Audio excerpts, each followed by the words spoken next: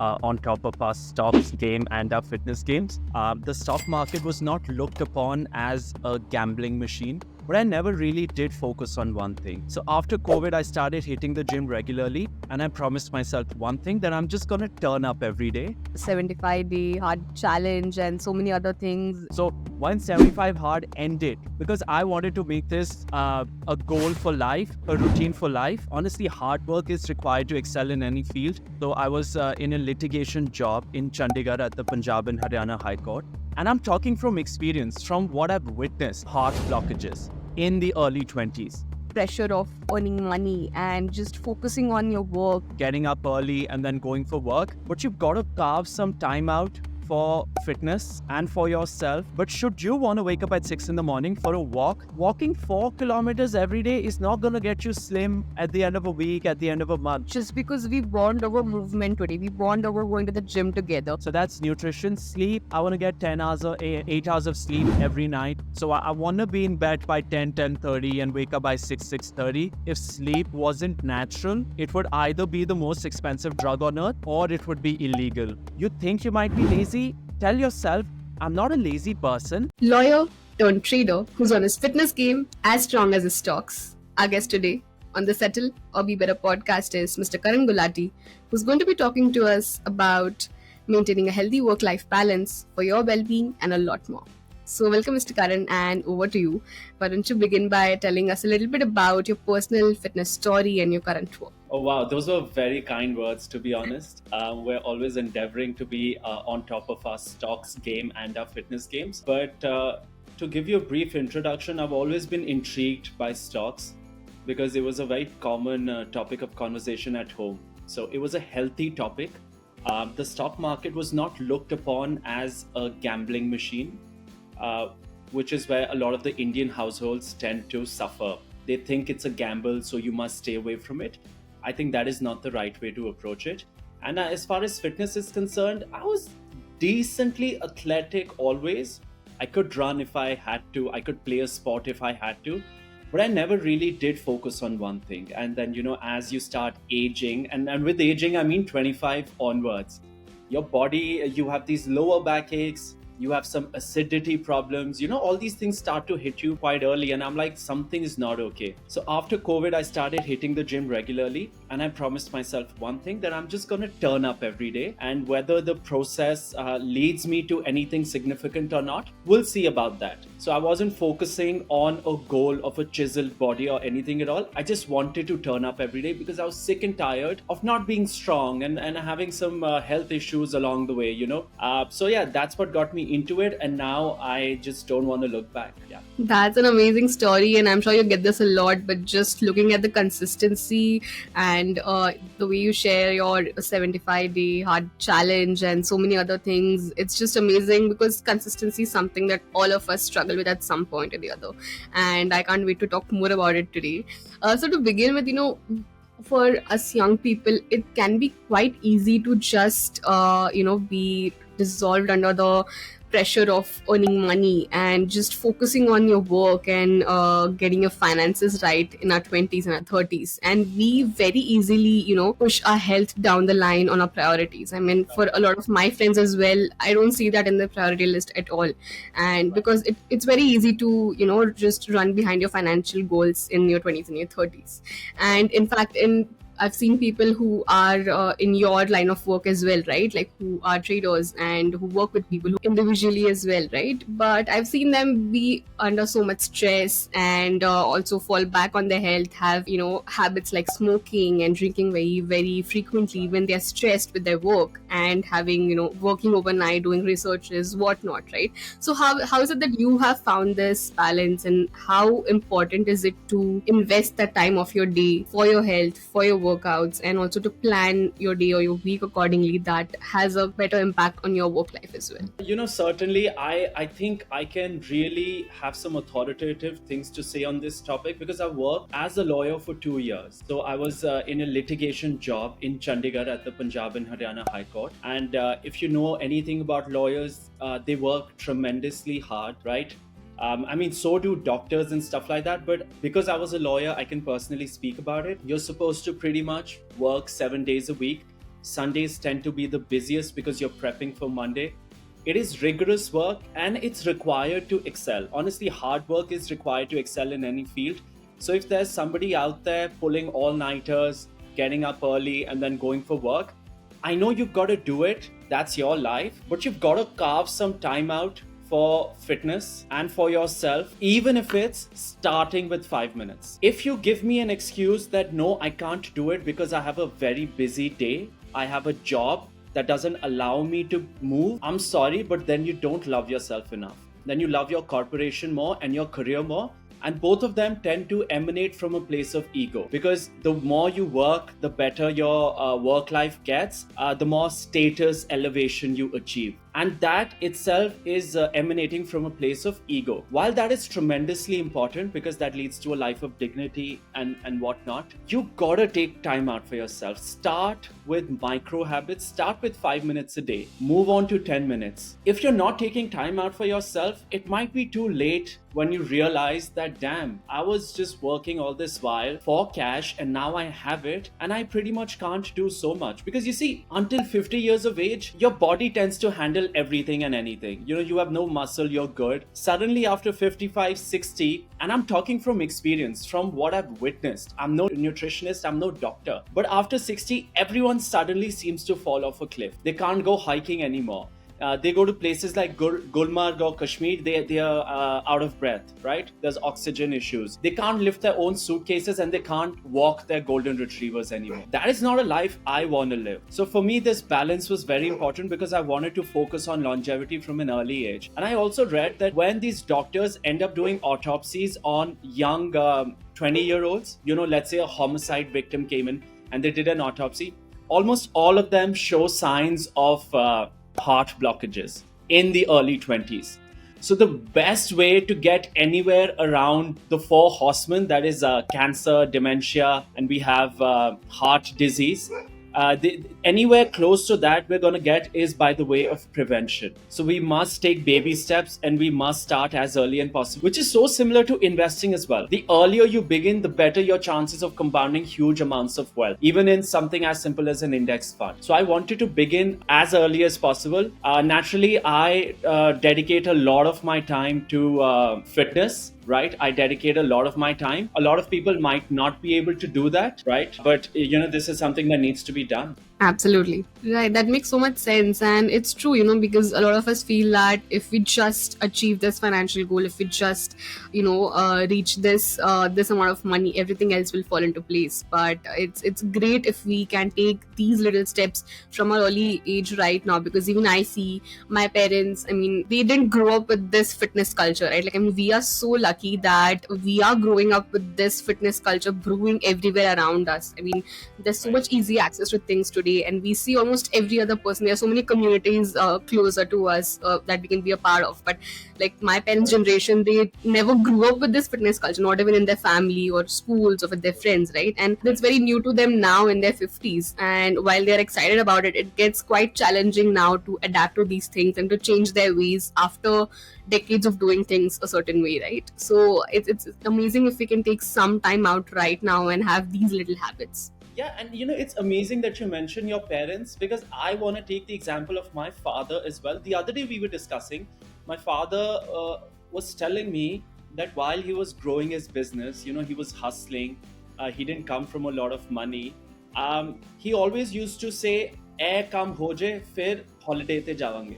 Eh kam ho jaye, fir eh karange," right? If this happens, I'll go take out time for myself. And he's like, before you know it, decades have passed and you've done nothing for yourself. And he's like, now, of course, there are health issues, so you can't really enjoy life as much as you wanted to. Also, you tend to get very comfortable in your zone. They don't even like to travel anymore, right? Because it's going to be so inconvenient most of the times. He agrees that if I could have lesser wealth, lesser money, I would have been fitter from the very get-go. That's a trade-off anybody will make. Ask anybody in their 70s. True. So your wealth, let's reduce it by 30%, but let's increase your health by 30%. Would you take it? They will take it in a heartbeat. Absolutely. Right? Young people who are trying to hustle, who are trying to make something of themselves, great. It's brilliant. Not everyone is born in the same circumstances. Whatever you're doing, keep hustling. But please take out time for yourself. The older you is gonna thank you for it. And secondly, we know that modern medicine is failing us in a lot of ways. You see, Right. as it stands today, is amazing at fixing broken things. Let's say you got a wound or you have a broken bone. Today, everyone can fix you. A doctor can fix you very well with that. But when you have something internal going wrong with you, by the time it's diagnosed, it's often too late, right?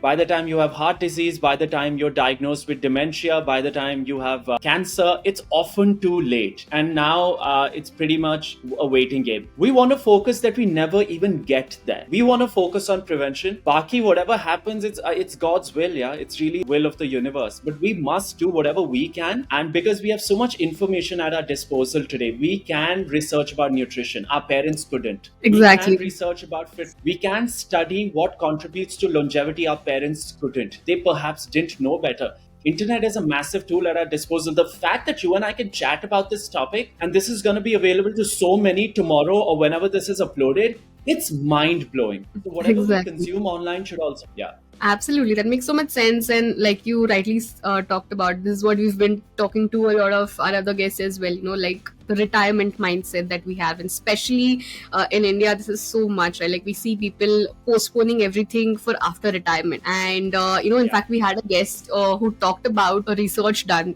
which said that it studied that most men die right after they retire.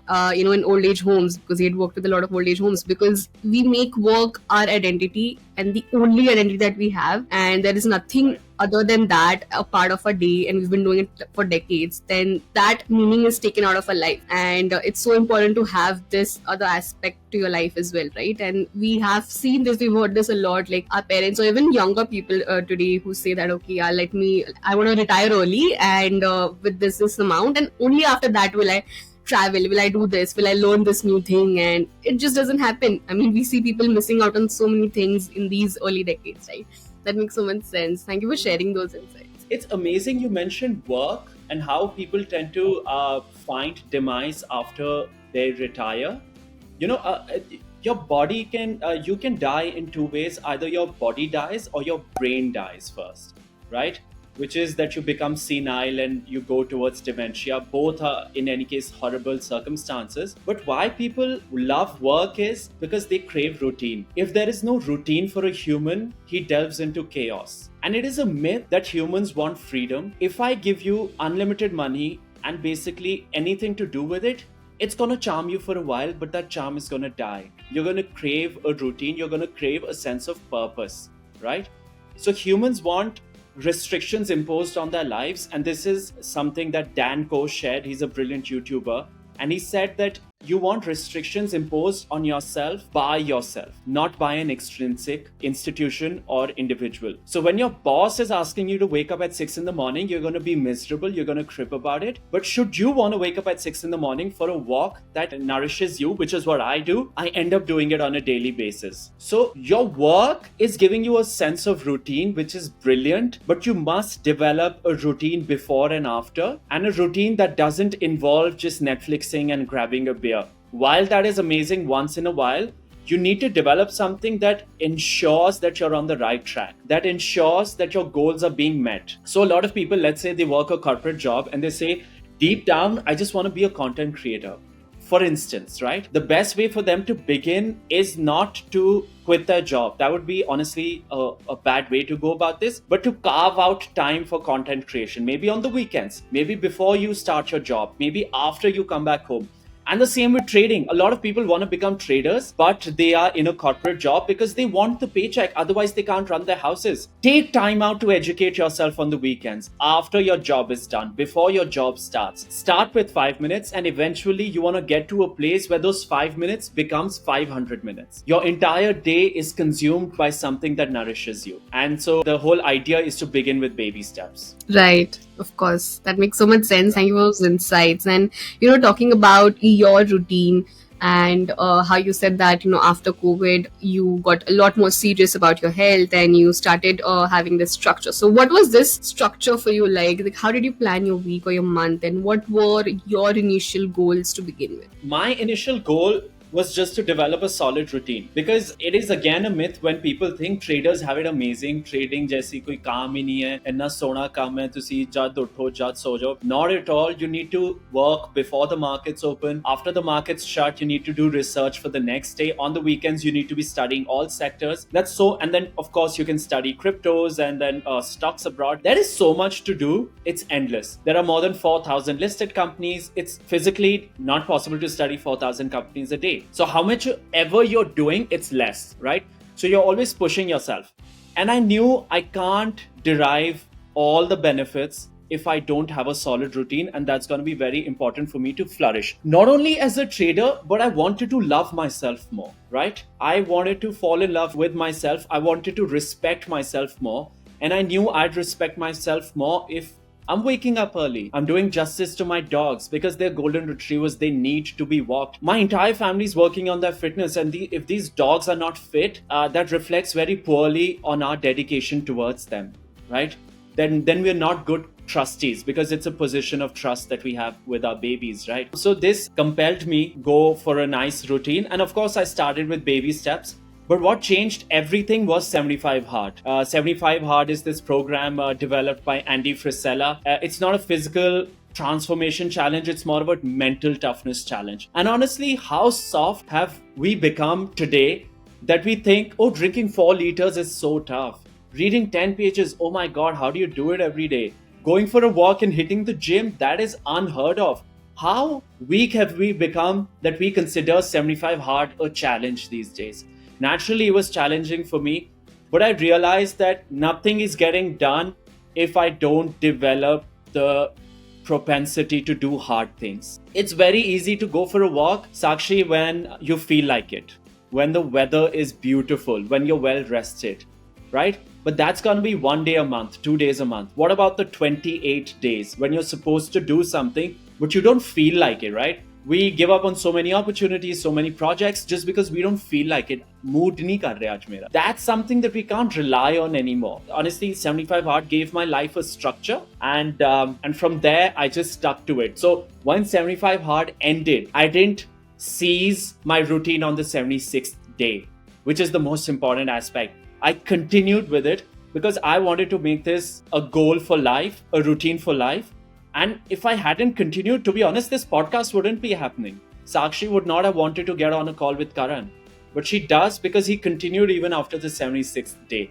So I like to tell people whatever I'm doing is not extraordinary. I am not extraordinary. In fact, I might be lazier than you are. But what just separates me and you is that I just want to do things when I don't feel like it. That's really the magic ingredient. Do things even if you don't feel like it. That really is that simple. Absolutely. I mean, in the end, discipline is definitely greater than the motivation you have that day or that week, right? And that's something that we need to learn. Something we need to learn from our parents' generation for sure, that they have so much more discipline over the years, right? Like that's something we can definitely take from them.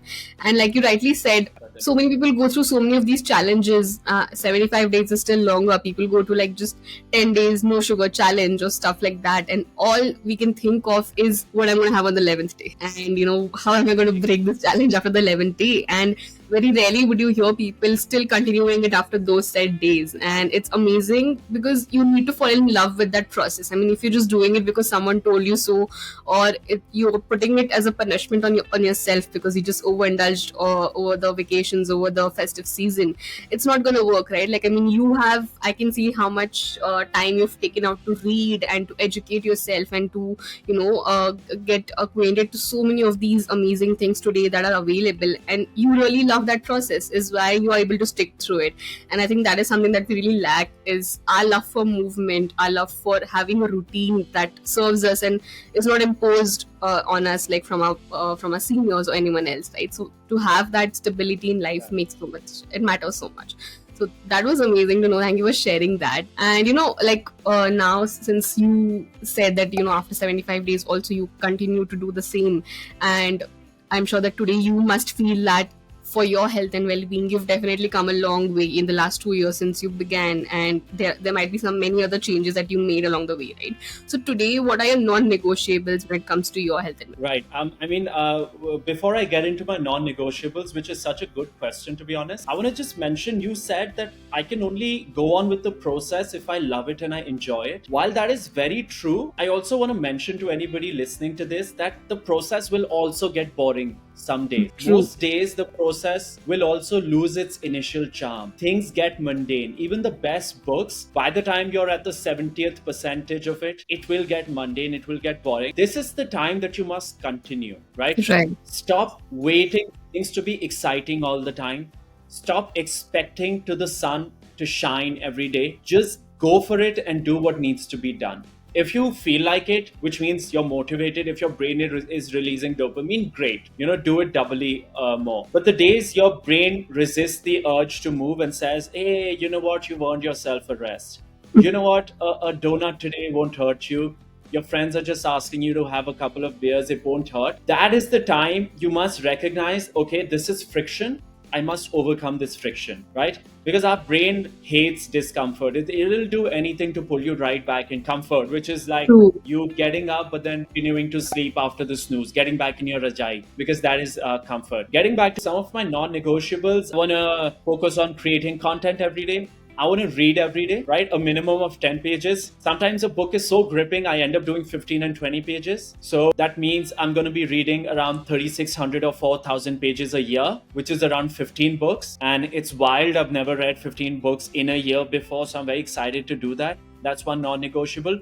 Another non-negotiable is one workout every day, no matter what. You see, a workout can be as simple as a walk. It could be a stretching or a yoga session, or it could be a sprint or a gym workout. I just want to move my body every day, no matter what. Even if there's a wedding in the house, I'm on holiday, I just want to move my body once, right? And of course, I want to keep hydrating. I want to maintain sleep hygiene. Sometimes it'll be compromised, sometimes it'll be not. But these are some of the non-negotiables that I am not absolutely giving up. Another one that I've added recently is visualization. I want to visualize not only my goals, I want to visualize the steps I want to take to get there. And honestly, it just takes 5 minutes. As content creators, a lot of content creators, when they start getting a bunch of followers, they start thinking, oh my God, I'm going to get so many collaborations. I want collaborations and stuff like that. Every content creator thinks that. Yet, have you ever really sat down and thought to yourself, what kind of a brand would you want to collaborate? What image would you want to project into the world, right? We're really not visualizing. We want so many things, and we should. We want efforts to come to fruition. When did we ever sit down in a silent room and actually visualize our goals or the steps needed to get there? We really don't really connect with the energies of the universe anymore. I think that's what I want to do every day. I want to do all of this, not only for myself, but for those around me. Because trust you me, when I'm up every day, going for a walk every single day, that motivates my family as well. My father is more likely to go for his walk if he sees me never giving up on my routine. My friends have in fact started inquiring about, where should we begin with the gym? What health supplements should we order? Stuff like that. So their brain is also getting slightly influenced, even if they won't admit it. But you, by the nature of your actions alone, you can have a ripple effect onto so many other lives that it's wonderful. And this makes me want to keep going on the path as well and keep going with the non-negotiables on a daily basis. Absolutely, and that's true. I mean, we have with our loved ones, we have this certain rapport, right? And with that follows the way we mirror each other's habits, we mirror each other's behaviors, even unknowingly at times. And yeah, I can say that today that I have a better bond with my parents in my 20s than I ever had, just because we bond over movement today. We bond over going to the gym together, or we bond over on a vacation to go out on a walk with the dogs together. I mean, that was never there before. So there is nothing better than bonding with your loved ones, than sharing that love for movement, that love for your health, and becoming better, having those conversations that you probably never had even growing up, right? So that makes so much sense, and these are some amazing non-negotiables. I mean, these are definitely not those big goals that you always want to have but you never get to it. These seem to be like little things that you can definitely achieve on a daily basis. You'll have that sense of accomplishment once you have done this for your day and look forward to it the next day as well. So these were amazing to know. Thank you for sharing that. And one of my last questions I'm very excited to talk about, because you're a trader, you know money, you're good with money, you're good with budgets. So, talking about a budget, do you have a health budget in your mind entering the year? And this can have everything where it comes to mental health, physical health, emotional health. And, do you have a budget for your health as you might be having for your money, for your investments as well? I think a budget for my health is I want to be on top of things, whatever's in my control. So, the four pillars of longevity, that's movement, so that's exercise. And then we have emotional health, we have nutrition and sleep. I want to take baby steps towards all. So, movement is sorted because I want to move once a day for sure. Nutrition, I want to eat as clean as possible. Even if I'm traveling or in a restaurant, I have a habit to research menus beforehand to see what clean items I can order. Because once I'm seated in the restaurant and I'm scanning the menu and there's a waiter on top of my head and it's a busy restaurant and I'm starving, I'm really going to make stupid decisions, right? So if you're planned in advance, you tend to make better choices in the restaurant as well. So that's nutrition. Sleep, I want to get 10 hours or 8 hours of sleep every night. So I want to be in bed by 10:30 and wake up by 6:30 because that 8 hours sleep is very rejuvenation. And the greatest scientists and doctors are talking about the importance of sleep. They said if sleep wasn't natural, it would either be the most expensive drug on earth or it would be illegal. That's how potent sleep is. And we're not using something as natural to us, given to us by nature, because a lot of repair and excretion happens when we're like sleeping and stuff like that. And the rest is emotional health. Everything can be negated if my emotional health is not on point. If I'm stressed, not taking care of it. So in fact, this recently partnered with Mitsu. It's a self-guided therapy app. So I've just started their therapy. It's like an 8-week program. So you don't have to really go to a therapist. You can just download the app on your phone, and there's like some exercises and some tools. You're going to develop skills for long-term mental health. And there's also a therapist you can text with. In any case, my thing is, what's the worst that will happen? At least I'll learn some tools and skills to develop long-term mental health, right? So these are the things. This is how I'm budgeting health this year, by focusing on some simple aspects, and the thing is, when you take these baby steps, you don't see results every day, which is why a lot of people get discouraged. Walking 4 kilometers every day is not going to get you slim at the end of a week, at the end of a month. That's 4 kilometers. But think in terms of hundreds of days. If you do it every day for 100 days, that's 400 kilometers walk. That's like almost to Delhi and back from Dehradun, right? And then if you do it for a year, that's above 1200 kilometers walk. Then this stuff starts compounding. Then because you've moved so much, your visceral fat starts to give up. And it's like, okay, I'm going to leave this guy because this guy is relentless when it comes with walk. So I want health, and I want to budget these small tasks into my daily day that eventually I hope compound over time, because they surely do. You see, whatever we're doing is compounding. When we're having burgers, our health is compounding for the worse.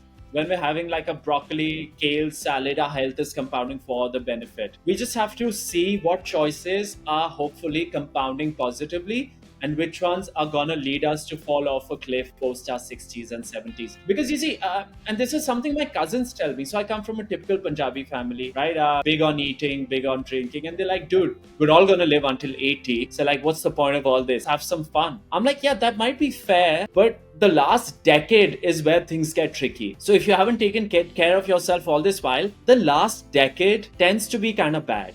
You are barely able to move. You need people to take care of you. I don't want that. I want to be living the way I live today till my very last day, hopefully. I never know what's going to happen. Anything can happen to me. But I hope that my steps that I'm taking every day lead to a better last decade.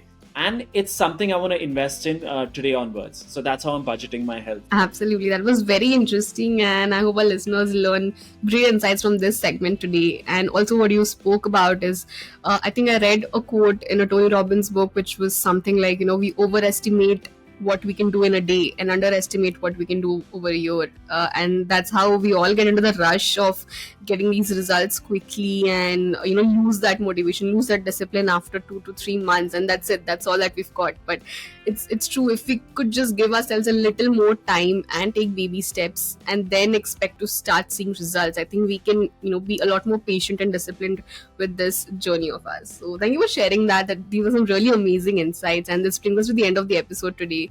As we conclude, do you have any last messages or thoughts to leave us with? Any last thoughts? I'd say stay patient at whatever you're doing. Don't call yourself a lazy, inconsistent, good for nothing person, even if the current evidence suggests that. Let's say you are a lazy person. I would recommend don't call yourself that, because that is hurting your self-image. And self-image is something amply discussed in this book called Psycho-Cybernetics, how it's so closely linked with success and happiness, right? So have you seen a lot of people that tend to be successful? They have this air of superiority. They know they'll succeed, right? And they end up succeeding. So they have a very healthy self-image. I want you to work on your self-image. Even if you think you might be lazy, tell yourself, I'm not a lazy person. I just don't have the mindset and the tools at my disposal as of today to conquer whatever I want to conquer. That flips your brain from a position of defeat to a position of curiosity. How can I develop those tools? Now, Karan is waking up at 6 a.m. every day. He's a normal human. Let me find out what he's doing. Let me find out what makes him want to wake up, right? Because I have I want to credit every great thinker. I would say I'm not an original thinker, but I like to borrow from the greats. We stand on their shoulders and look farther than we ever could, right? So work on your self-image. Just keep seeking tools and systems so that you can get towards your goals, and be relentless. No matter how many times you tend to fall down, just get back up. Don't give up. That's a lovely message. Thank you for sharing that with us, and thank you for your time and amazing insights today. It was a really interesting episode, and to look into a trader's life much more closely and seeing you give so much importance and equal importance and balance with your life right now. It's amazing. And for the ones who don't already follow you, there'll be the links in the description below. They can go and reach out to you, learn a lot more from you, watch your journey more closely. That's it for today's episode. I'm Sakshi Pawar, and I'll be your host for the Settle or Be Better podcast. So stay tuned. I'll bring more inspiring stories your way.